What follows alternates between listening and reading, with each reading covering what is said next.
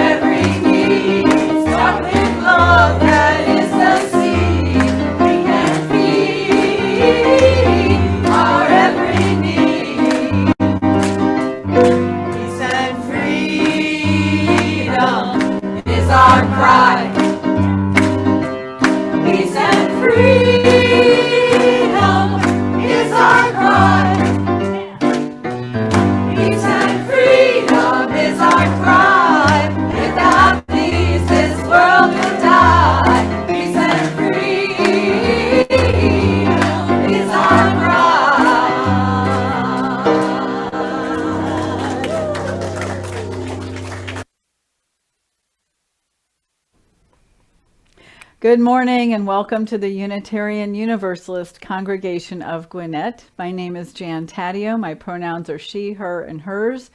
It is my tremendous joy and great privilege to serve our faith as a minister of this congregation. It is so good to be together in any way we can during this time. Thank you for being here this morning. If you have a chalice at home to light with us when we light our chalice in a few minutes, please make sure you have that ready. We arrive from many places and many life experiences as we gather in this cherished space to recall our true selves, to reflect on the meaning of our lives, and to explore questions of ultimacy together. We are people who are new to Unitarian Universalism and people who are lifelong Unitarian Universalists. We are people of many religious beliefs and spiritual practices. We affirm and promote the responsible search for truth and meaning. We are people of many genders and sexualities. We are people of many ethnicities, origins, ages, shapes, sizes, and expressions of our true selves. We affirm and promote the inherent worth and dignity of all people. We are people of all ages, family structures, and each brings gifts, talents, and passions and ideas that serve to affirm and promote communities with peace, liberty, and justice for all. We are people of covenant who engage with one another in ways that promote and affirm justice, equity, and compassion in human relations. We are people who care deeply for our planet and understand we are inextricably and profoundly connected with the web of all existence. We are people who welcome all who are seeking a community of faith that welcomes your whole self, all that you were, all that you are, all that you yearn to be. And you are just where you should be, in a room full of compassionate, thoughtful Unitarian Universalists, ready to meet you where you are. You are welcome here. You are home. And if you are a newcomer this morning, we hope that you will indeed find your spiritual home here with us. We are becoming a radically welcoming sanctuary in a green space. We foster spiritual growth as we joyfully nurture connections within our walls and beyond. If this is your first time here, I encourage you to join us several times to experience the full flavor of this congregation and this faith tradition. Come, be curious, courageous, and compassionate with us. And now I invite us all to take a big, deep breath together. And with the next breath, just bring every molecule of your being into this precious time we've set aside.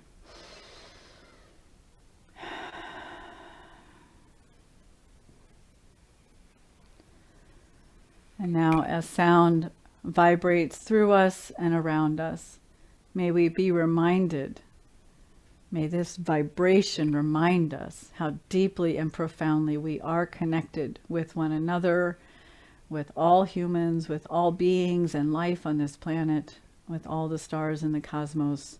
We are one.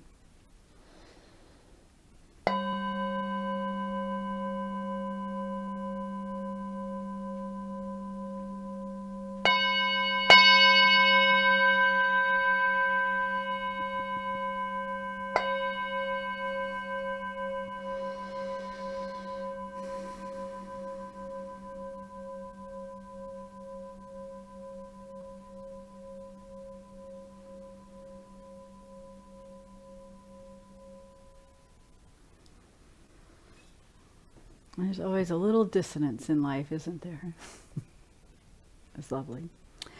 This morning, I am really thrilled to light our congregational candle to welcome and celebrate the arrival of Lyndon Elva Harris into this plane of existence, into the family of Edmund and Aline and Rowan Harris on December 30th, 2020.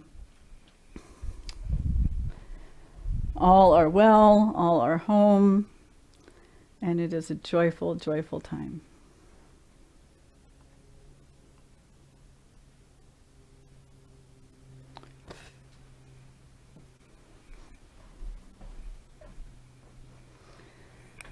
Our call to worship comes from words from Sharon Wiley called Call to Worship and Action.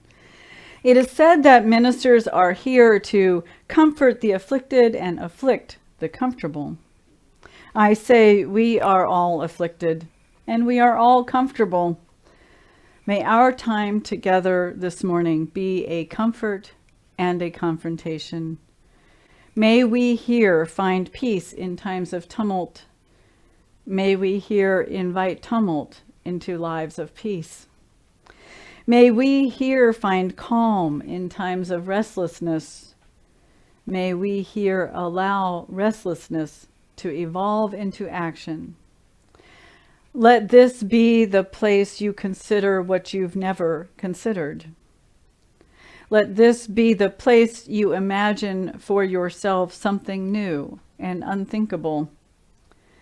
May this hour bring dreams of new ways of being in the world. Come, let us worship together. And now, if your chalices are ready, we will light our chalice together.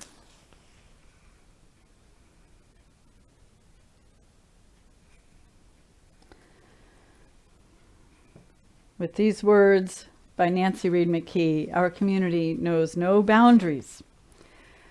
Our community knows no boundaries. We are not confined by physical limits of walls, or for that matter, of what often binds us, restricts us, holds us back. We are freer than we know when we release ourselves and each other from expectations of what is needed for true community. We are here together in space. I see you. I hear you. I love you, and I light this chalice, a beacon of this community, holding us all together here now. Indeed. All right, it is time to open our wonder box. We were talking this morning about how our Wonder Box just seems to hold so much. It must be a little bit like a TARDIS, like a Wonder TARDIS. It's bigger inside. But let's see what's in there today. Ready? Oh, I hope you haven't been too uncomfortable in there, little one. Okay. All right. Do you all know who this is? If we were in the room together, you'd be shouting it out. I know. This is Figment. It's a Disney character. I love Figment. He's just amazing. Figment is a valuable part of, well, he is the star of Disney's Imagination Institute, reminding us to use all our senses and turn them upside down to see new things. I want to share a story this morning that invites imagination. It's called We Are Not Afraid by Aaron Mcmurray. Some of you may remember it from several years ago. A long time ago, way before you were born, maybe about the time some of your parents were little kids, there was a special school called the Highlander Folk School. Highlander was in the state of Tennessee in the South. The whole school was nothing more than a few buildings set up on a beautiful hill, surrounded by green forest and farm fields. The people at Highlander believed that all people are equal, that all people should be allowed to go to school, and that the most important thing people needed to learn was how to work together and to love one another. Back then, believe it or not, African Americans and white people were not allowed to go to the same schools. They weren't allowed to eat in the same cafeterias or even get married to each other if they fell in love. But Miles Horton, the man who started the school, believed that all of that was nonsense. He thought all kinds of people of all kinds of colors and from all kinds of backgrounds should be able to work, play, and go to school together. A lot of famous people were students at Highlander, including Rosa Parks and Martin Luther King Jr. So, although it was against the law back then for African Americans and white people to attend the same school, there were always people of all colors at Highlander, learning and playing and working together. One of the things they liked to do most at Highlander was to make music together. At one time, a whole big choir of African American kids visited from Atlanta, and they stayed at Highlander. One night, all the kids were watching a movie in the main hall. The lights were out so everyone could see the movie better. All of a sudden, several big cars roared up to the school, and a lot of men with guns got out and barged inside. Nobody knew who the men were, but it was obvious that they meant trouble. They were mad that there were African American kids and white kids going to the same school. As these men stormed into the Highlander Folk School, somebody turned off the movie projector and the whole place went completely dark. The men with guns quickly realized that they had made a big mistake. None of them had ever been inside the school, so none of them knew where the light switches were. And on top of that, they had forgotten to bring flashlights. So they roared and yelled at the kids to turn on the lights. None of the kids moved a muscle. Then, in the darkness, the kids began to sing. They sang a song called We Shall Overcome, a very famous song often sung by people who believe that people of all colors can live together in harmony. The words go like this. We shall overcome. We shall overcome. We shall overcome someday. Oh, deep in my heart, I do believe we shall overcome someday. There are more words about walking hand in hand, being free, and all being together, the whole wide world around. In the scariest of all situations, those kids made up their own words too. To the men with guns, they sang, We are not afraid. We are not afraid. We are not afraid today. Deep in my heart, I still believe we are not afraid today. This really startled those gun-toting men. The kids were supposed to be scared, but now they were starting to feel a little nervous. After some more fumbling around, the men just gave up and ran back to their cars and drove away. Those kids learned something very important that night. They learned how strong and brave they could be if they stuck together. And the words they made up that night might have been a permanent part of the song. Have been a permanent part of the song ever since. We're not going to sing that song together today. We're going to sing One More Step by Joyce Poley. Let us sing together.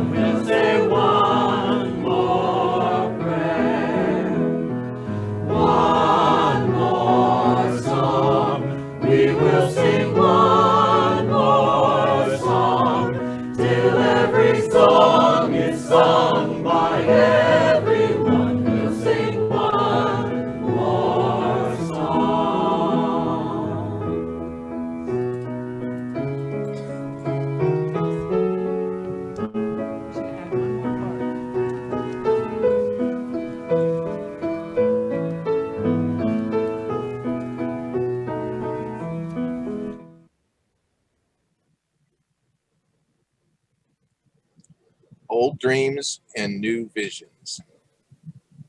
It was 1950 and my father was in the fields on the family farm in South Dakota when a yellow Stearman Model 75 biplane flew overhead.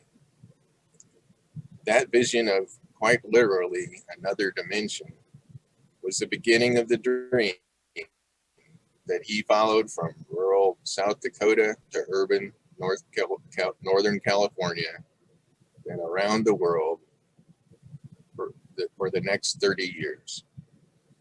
The first line of the first poem I remember learning was from a prominently displayed plaque with the poem High Flight by John Gillespie McGee Jr.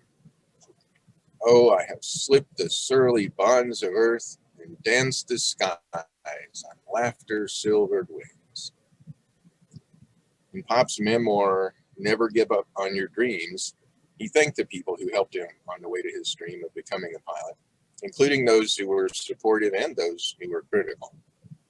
He expressed gratitude for the privilege of knowing all of them.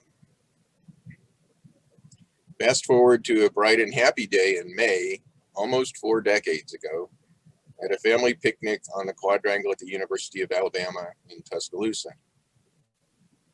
It was the day I was graduated, accepted my commission, took the oath of office, and Dad pinned on my Air Force rank insignia. One of my graduation presents was a framed picture with the caption, "If you can imagine it, you can achieve it." I was all ready to slip the surly bonds of earth by alighting 1,000-degree fires and riding them into the sky. As that new chapter in my life unfolded, like Icarus, my androgen-inflamed ego stoked a flight of fancy and fueled expectations of success. Think of it as a passionate try at being maverick, including the flight suit and cool sunglasses. Although it was a few years before the movie Top Gun would be released.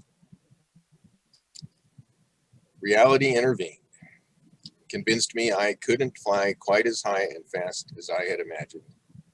Like Inside Out's Joy character, initially I had painful failures because I was trying to assert control outside of my circle of influence. I failed at piloting jets, managing people, and navigating the military hierarchy. In the late 1980s, as I continued to struggle with my desire for control over outcomes, a mentor introduced me to Gordon Mackenzie's book on retaining one's individuality in the corporate world, titled Orbiting the Giant Hairball. In the book, Gordon discussed his favorite assignment: to listen carefully to ideas people brought to him and support them. All of them. Gordon understood that his corporate seal of approval would overcome a serious obstacle: fear of rejection. As the idea person realized their agency and capability to recruit others with implementation skills and resources, ideas were given the chance to become reality. I think I will always struggle with expressing my imagination in the form of hopes, dreams, and ideas. I have viewed assertions of the way we've always done it as an insurmountable obstacle, rather than a natural outcome of honest communication. I have expected enthusiastic support in cases where active or passive-aggressive resistance was more likely. I have judged people harshly because they did not see future possibilities the way I did. And sadly, because of my fear of rejection of my ideas, I have walked away from conversations that might have resulted in a better outcome for all concerned. I am thinking my 7th decade of life should be devoted to listening.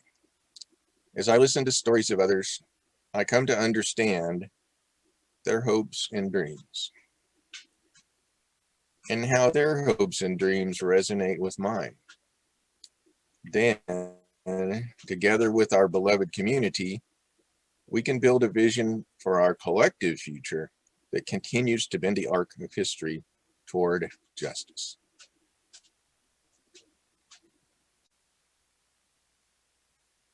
Morally, I was led to nonviolence because I felt that it was the best moral way to deal with the problem. We were seeking to establish a just society, and it was my feeling then, and it is my feeling now, that violence is certainly much more socially destructive, and it creates many more social problems than it solves. So I was led to nonviolence for deep moral reasons, and I turned to it because I felt that it was the morally excellent way to deal with the problem of racial injustice in our country. There is no freedom, the wise man said, let justice roll down when the poor cry out for shelter and bread. Let justice roll down like a mighty stream. Oh, children, don't you get weary, walk together, believe in the dream. When the way gets rough, we'll make a new way. Let justice roll down like a mighty stream. Hatred will never drive out hate. Let love roll down roll down. Remember, our hearts can make us great. Let love roll down like a mighty stream. Oh, children, don't you get weary. Walk together, believe in the dream. When the way gets rough, we'll make a new way. And let your love roll down like a mighty stream. When brutality threatens our daughters and sons, let peace roll down, roll down. May our voices rise up louder than the guns. Let peace roll down like a mighty stream. Oh, children, don't you get weary. Walk together, believe in the dream. When the way gets rough, we'll make a new way. And let peace roll down like a mighty stream. Step by step, one by one, let justice roll down, roll down. They can kill the prophet, but the dream lives on. Let justice roll down like a mighty stream. Oh, children, don't you get weary. Walk together, believe in the dream. When the way gets rough, we'll make a new way. Let justice roll down like a mighty stream.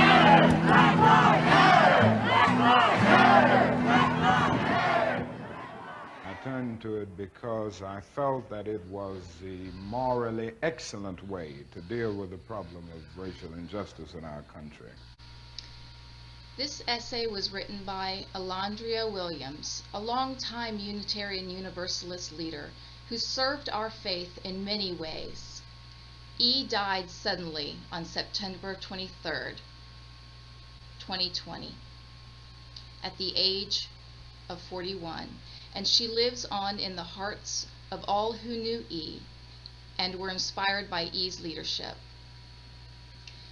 The history and legacy of Unitarian Universalism are shaped as much by Emerson, Foz, and Channing as it is by the ancestors in our congregations.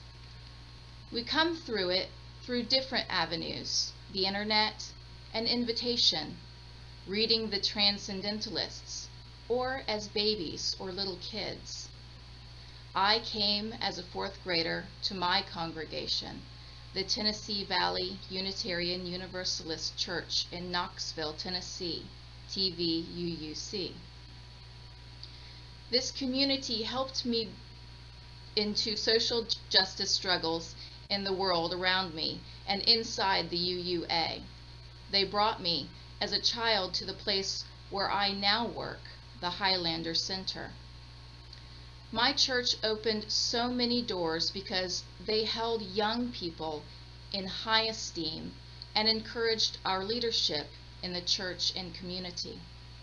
I will never forget going to our district's Journey Toward Wholeness Transformation Team meeting, the UUA's anti-racism program, and realizing that I was the youngest person there by nearly 15 years.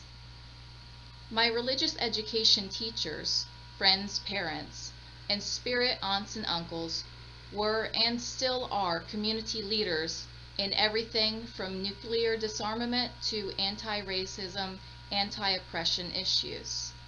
They protested U.S. military involvement in Central America and stood behind the parent of a classmate as she transitioned from male to female in the early 90s. They have been my inspiration as I work to support others who are called by their faith to change hearts, minds, and communities. My church changed forever on July 27, 2008, when an armed man came into the sanctuary and killed 2 UU leaders, one a member of TVUUC and the other a member of Westside Church. This rocked our church to its core. When I first heard about it, I didn't know who had been killed. My mom, my friends and their parents. or others who had nurtured me my entire life. I realized something that day that stayed with me ever since. No matter what issues I have with other Unitarian Universalists regarding our visions of God, Spirit, justice, race, and age, at the root of everything is community, love, and faith. That day, something larger than our individual beliefs rose up in my mind.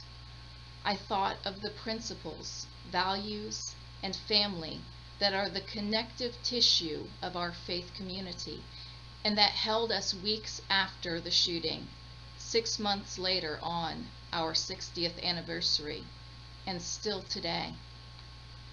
I am part of the connective tissue that holds the legacy and future of our faith.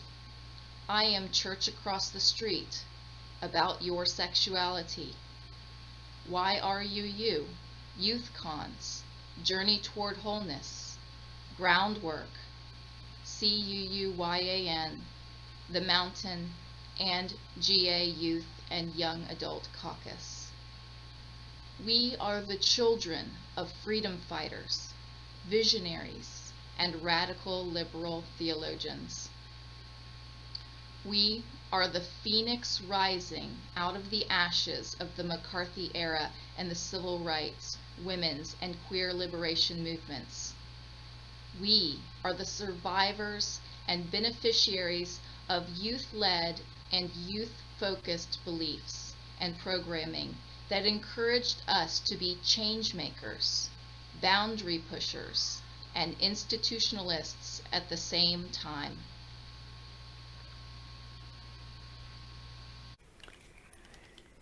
Thank you, Bill, for your reflection, and Zoe for giving such beautiful voice to Alandria's essay.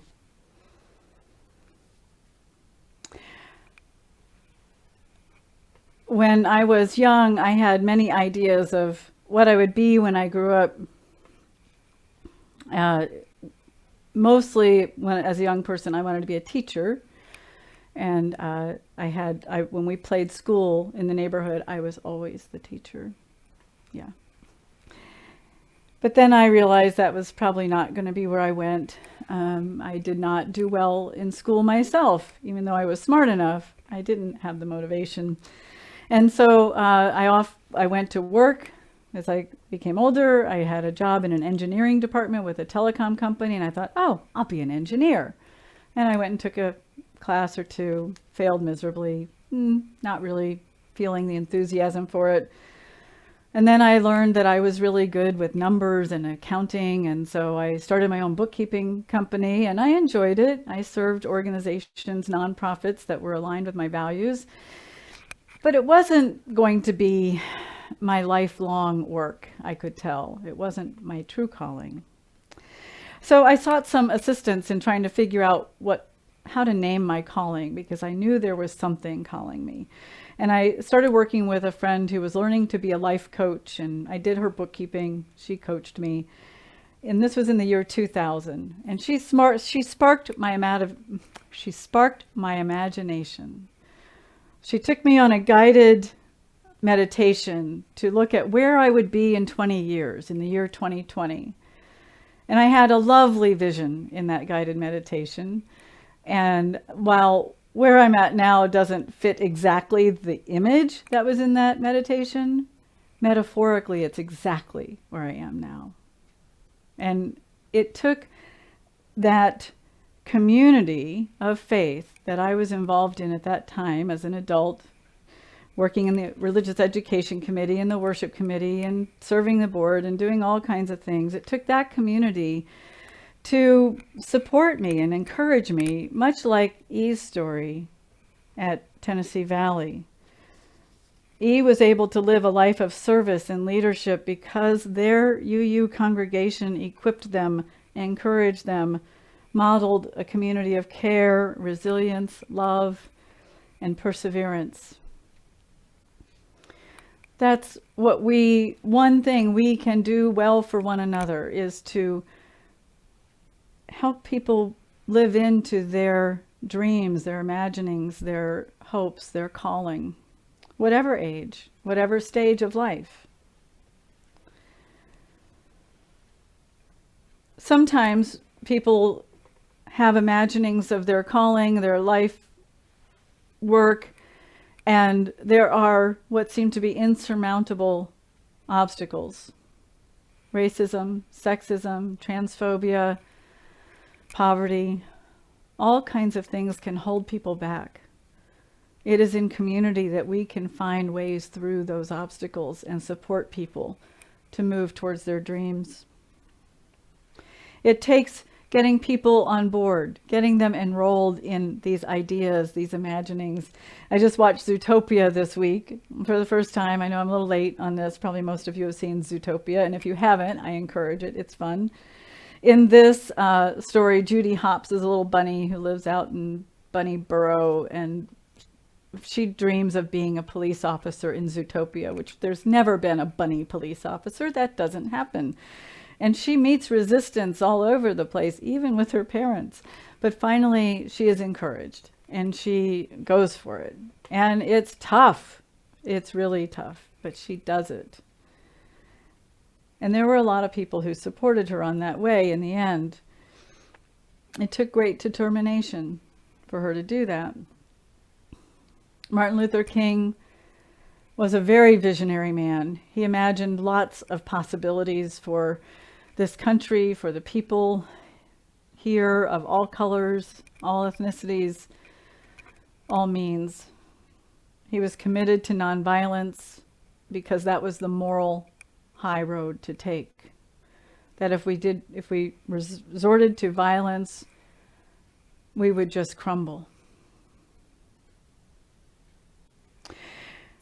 In Martin Luther King's dream, everyone matters. But we know that even though we work so hard to make sure everyone feels like they matter, like they belong, like they have purpose, we know that in this country there are many obstacles to everyone really mattering. There's so much evidence that there are people who don't think Black lives matter. And I believe with all my heart that until we fully embrace and live as if and meaning that Black lives matter, then and only then will all lives matter, because there's a lot of work to do there. And when Black lives matter in this country, immigrant lives will matter, women's lives will matter, children's lives will matter. It will be a waterfall of mattering when that happens. It's a long way coming.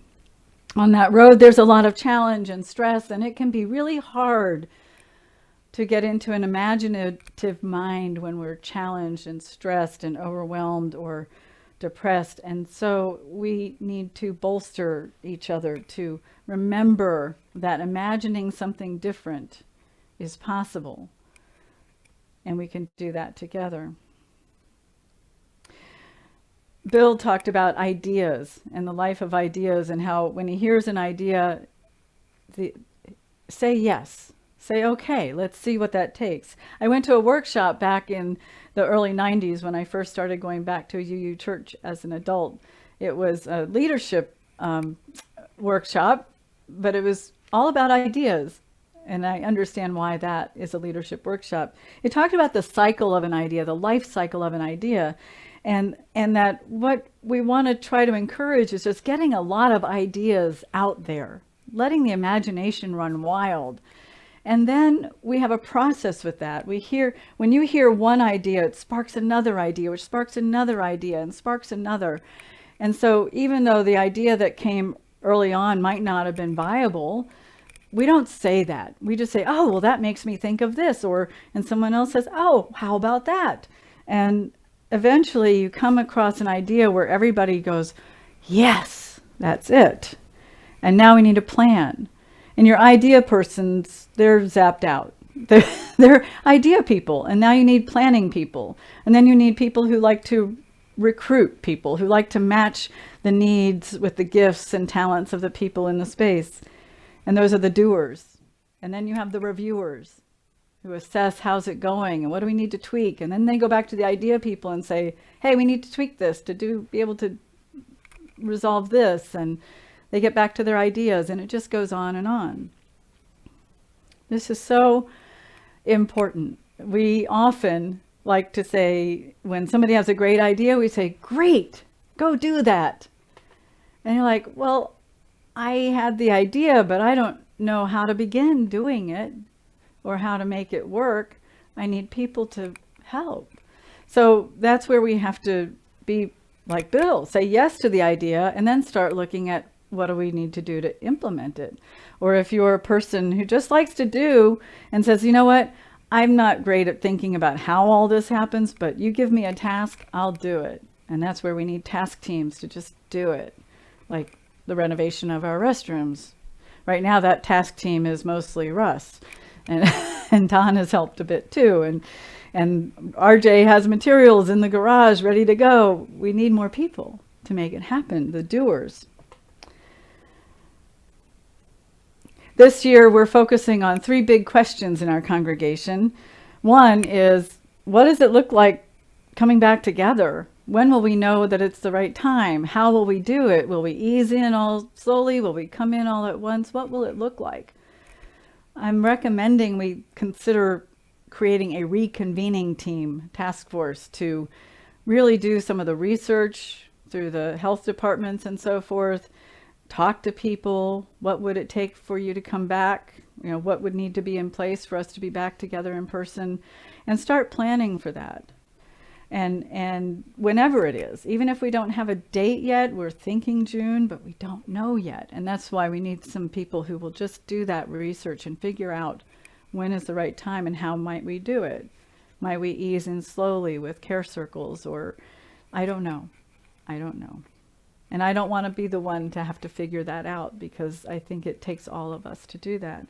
We have a question about stewardship and how we're going to really ramp up our ability to take care of our building and our grounds. And we're making strides in that. We have a project list. We're ready to go. We got the ideas. We need the people. And we're going to be hiring a facilities caretaker in April to help with just the basic maintenance of our property and our building. But the big question that really is going to take even more imagination is, how do we get everyone in Gwinnett County and beyond, in the neighboring counties, to know we're here? My picture here is a bullhorn. We're here. How do we know? How do we let everybody know we're here? We have a communication team working on this that is looking at our messaging and how we get out there on social media, and what more can we do in the larger community, in our outreach, to be seen for this life-saving faith committed to a just and equitable world. How do we do that? Through imagination. I do want to throw in a little bit about, last week I talked about blessings and curses of imagination, and I want to mention that here again too, that there are great things we can imagine, that everyone matters, democracy, art, music, all kinds of things we can imagine that are beautiful and wonderful and work well and take care of each other. And there are harmful things we've imagined in human existence, race and separation and violence and harm to one another. There's also another thing I want to encourage when we talk about imagination, is that you focus on your own imagination and enroll others in what you're imagining. And the other side of that is to believe other people's experiences about what they're imagining, because sometimes people can know when they have been treated unfairly because of their sexual identity, their gender identity, their skin color. They know, because they get it all the time, and they know that they are being harmed. But others can tend to gaslight them, which means telling them, oh, that's a figment of your imagination. Figment of your imagination should be used in a positive way, not to tell people that they don't know their own reality. So I just want to caution us around that. And I say that in part because there's so much going on in this world that needs our imagination. And we have to believe the people who are engaged in the challenges that are before us. I can't begin to predict all that we're going to need to engage with this year with our collective imagination or in the years to come. Climate change, climate chaos continues. We had some real setbacks, even though, yes, it was nice we weren't driving as much and all that this past year. Climate change is still definitely raging. And we're seeing the effects of that all around the globe. White supremacist violence is rising, and it's scary, and it's hard, and it's not going to go away overnight. We need to imagine how we're going to be through that, how we're going to hold one another through that, how we're going to resist and persist through that.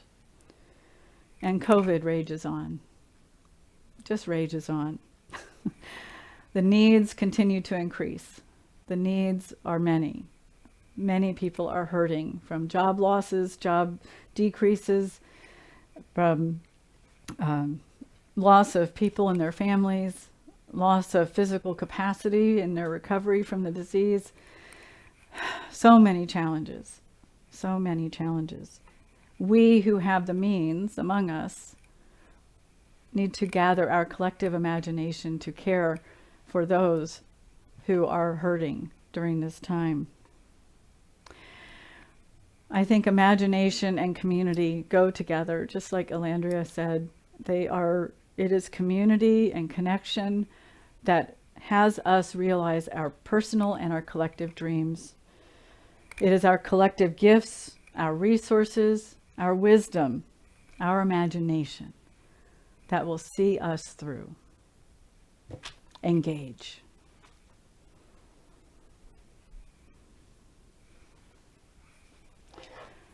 Now I offer a short prayer from Heather Daniels. Please join me in the spirit of meditation, reflection, and prayer. Great Spirit of all that is, was, ever will be, holy oneness. From the power of our memory and history, with high hopes for the days that lie ahead, we gather to craft the destiny we share with one another. We gather with faith in the practice of democracy.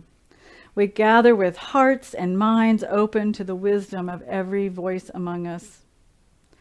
In our gatherings, may we dream and design a bold future. May we bring our best selves to this service. And may we dream these dreams and do this work with love. Amen. And I hope you'll guide my feet on the way. Let us sing this traditional spiritual.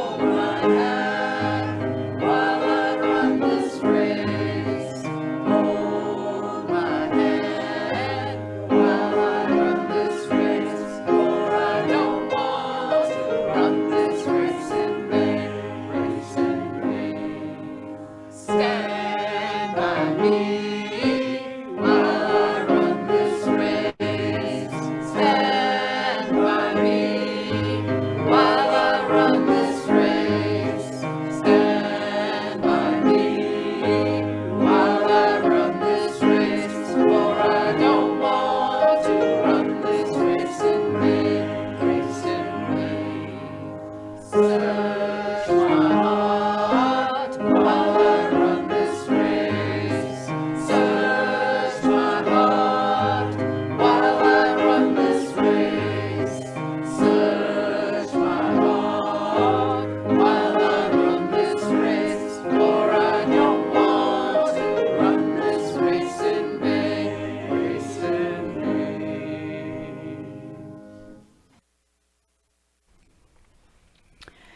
Our congregation is committed to creating a more compassionate world. To this end, each quarter we split our plate collection with an organization nominated by someone in the congregation and selected by our Give Away the Plate committee. Please send nominations to giveawaytheplate@uucg.org.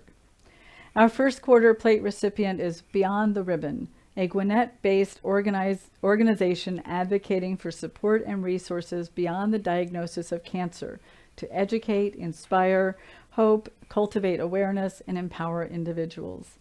Beyond the Ribbon volunteers educate, support, and provide resources for patients and their families and offer various initiatives to increase community support for people living with cancer. Our plate contributions also support the shared ministry of this congregation, so I ask that you please give generously to support this important work in the larger community, as well as the vision and mission of this congregation. As we listen to a recording of our pianist Brian Bishop playing Shades of Blue by Robert Starer, you will see on the screen ways to contribute to our offering via PayPal, Venmo, or by mailing a check payable to UUCG to the address shown. If you are worshiping with us for the first time, your presence here with us today is a great gift to this congregation, and you may choose to let the plate pass. Thank you. The offering will now be gratefully received.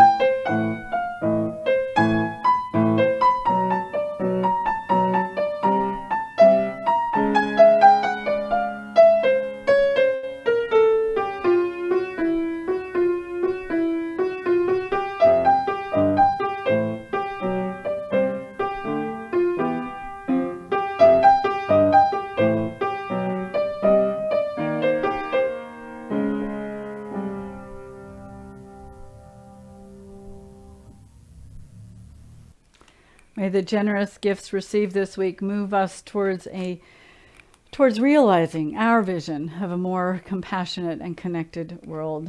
Thank you. I am grateful to Bill for his reflection and Zoe Kelly for her reading of Alandria's words this morning. Also grateful to Christiana for managing the Zoom room and for Russ Taddeo for running video and sound. Now is the time for our call to connection. Please seek ways to connect between Sundays. This is so important for us to stay strong until we are together in person again. If you are a newcomer to our congregation, if it's your first time, please text welcoming to the number on the screen. You'll receive just a few texts and emails for a few weeks to guide you in connecting. We'll send you a little something in the mail, and you might get a phone call just asking about how your experience has been. Otherwise, it won't be long. It won't be forever. You can also learn more about what's going on in our congregation by subscribing to our weekly e-news.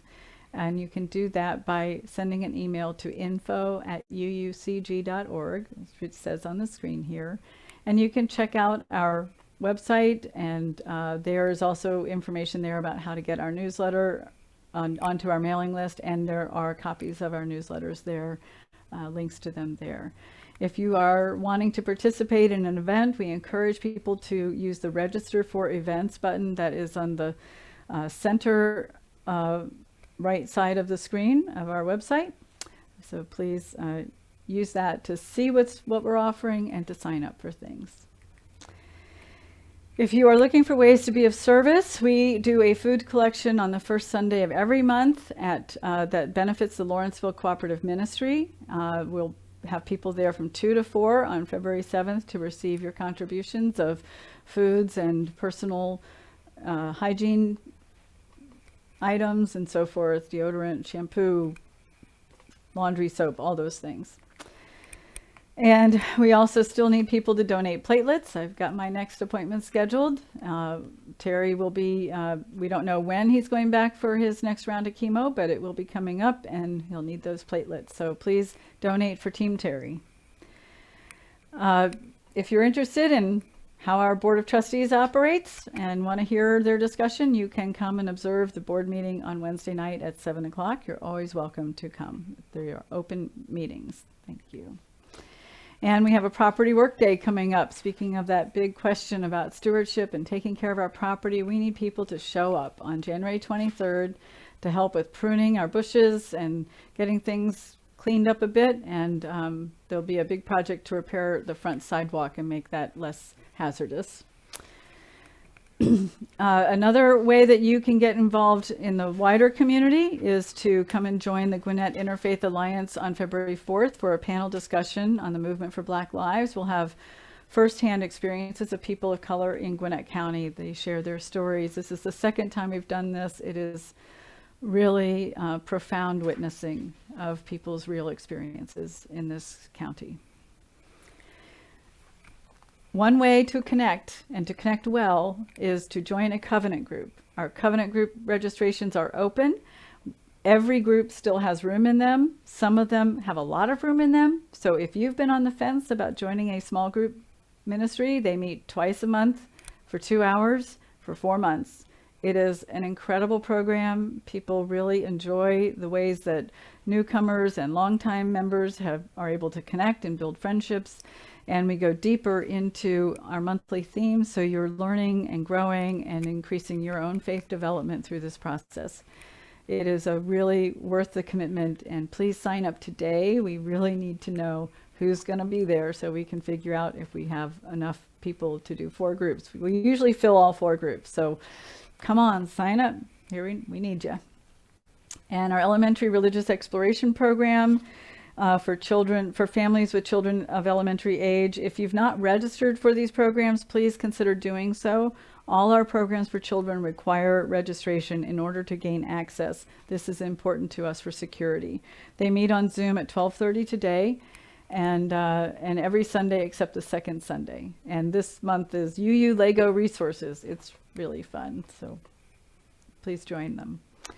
Next Sunday at 10 o'clock, we continue our faith development program suitable for adults and teens on the theme of imagination. And there'll be a wonderful conversation about imagination next Sunday. So please join us at 10 o'clock. There are lots of ways to connect. Check your e-news, check your newsletter, check the website, find ways to connect virtually. Here are a few of our regular events. The Gwinnett Understanding Secular Truths on second Mondays, Covenant Choir every Tuesday. If you like to sing, come and join us and find out what we're doing. We'll be introducing a new virtual choir piece this week. Yarns from the Heart is on the first and third Wednesdays, so join them this Wednesday. Courageous Coffee House every Thursday at 6. Women's Spirituality on second Fridays. Belief Exploration on second Sundays. And Exploring Tarot with Sherry every Sunday at 4 o'clock. Please join us. Please rise in body or spirit as we say together the words we say as we extinguish our chalice, followed by our closing song, When the Spirit Says Do, an African-American spiritual from the Civil Rights era. We extinguish this flame, but not the light of truth, the warmth of community, or the fire of commitment. These we keep and carry in our hearts until we are together again.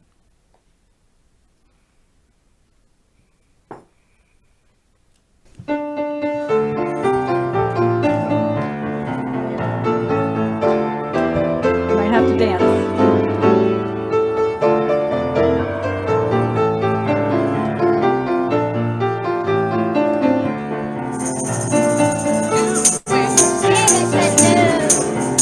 You got to know when the Spirit says do.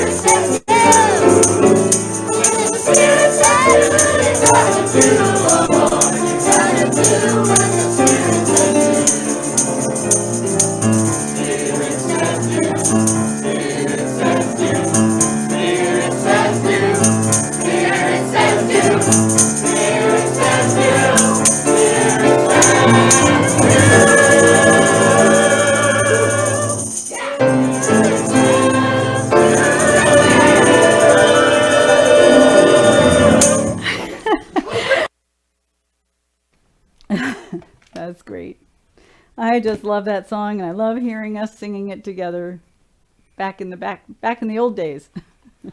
Our service has ended, and now our service to one another and our wider community begins. Please be well, beloveds. Please continue to take very good precautions. If you're eligible for a vaccine and I hope you'll consider it. I know everyone will need to make their own choices on that. And it isn't a magic solution. We need to continue to take precautions. You're each so precious. Love you each so much. Have a good week. See you next Sunday.